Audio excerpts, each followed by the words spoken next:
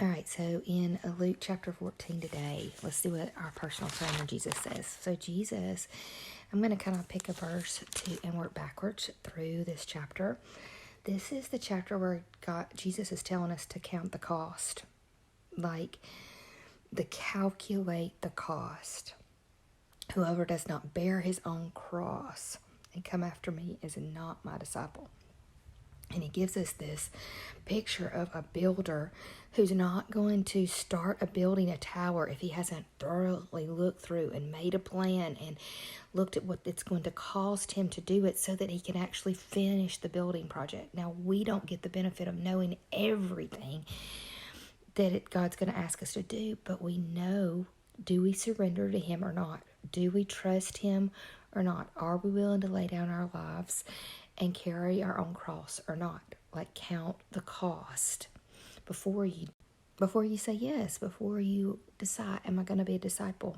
Am I going to go all in with Jesus? Is the answer to the question, yes, I'm ready, before I even know the question, what he's going to ask me, because he is my Lord, he is my King. And that one thing I told my girls this week in the Monday night class is, Lord and no can't be in the same sentence. Like, they don't work together. If he's your Lord, the answer is always yes. So count that cost. So what are some of the things in this passage he's asking us? He's asking us to do. And the one thing is, in verse 11, Luke 14:11, for everyone who exalts himself will be humbled, and the one who humbles himself will be exalted. So the first thing he's saying is, to be my disciple, you're humble yourself. And that the Lord's been really talking to me about that a lot lately. My topic that I'll be speaking on, my message for Woven, which would love for you to come if you haven't signed up, the last weekend of this month,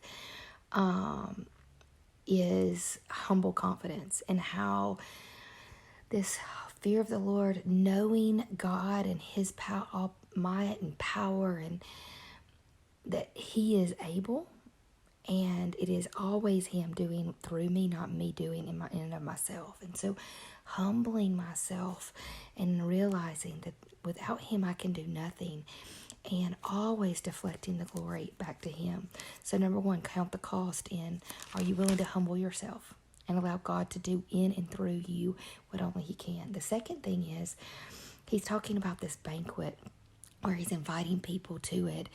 And at first they say yes, and then they start making all of these excuses about what they need to do before they can come.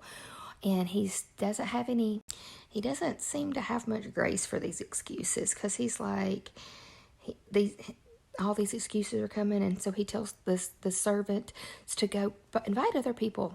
If they don't want to come, invite other people. And Jesus, if we choose to be his disciples, we gotta put the excuses down.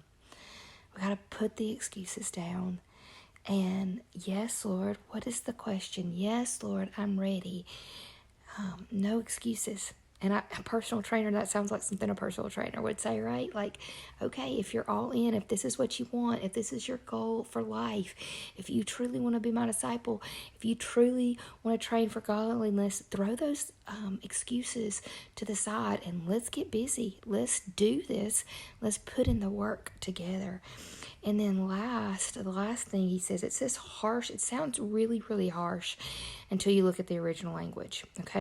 He says, if anyone comes to me and does not hate his own father, mother, wife, children, brother, sister, and yes, his own life, he cannot be my disciple. And that word hate, like, we have strong reaction to that word hate. But in the original language, that word means to love or esteem less.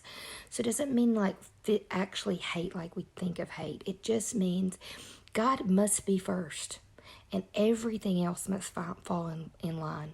Like, love God first with all your heart, soul, mind, strength. And then love others as yourself.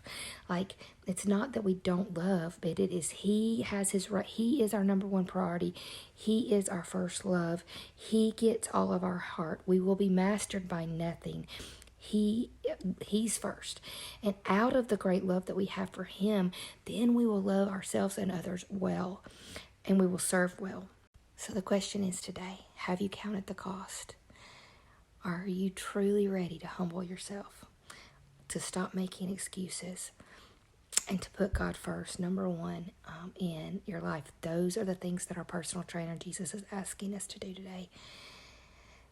That's heavy, and it is something that you need to contemplate and pray through and examine your heart with the Lord, with the Holy Spirit. That's what I'm going to be doing today. So anyway, cut the fat. It's time to cut the fat. Time to cut the fat of pride, cut the fat of excuses, cut the fat of anything that is taking that number one spot that the Lord should have. No and Lord can't go in the same sentence. All right, y'all. I'm going to go get some movement in before I get and sit in the car for 5 hours.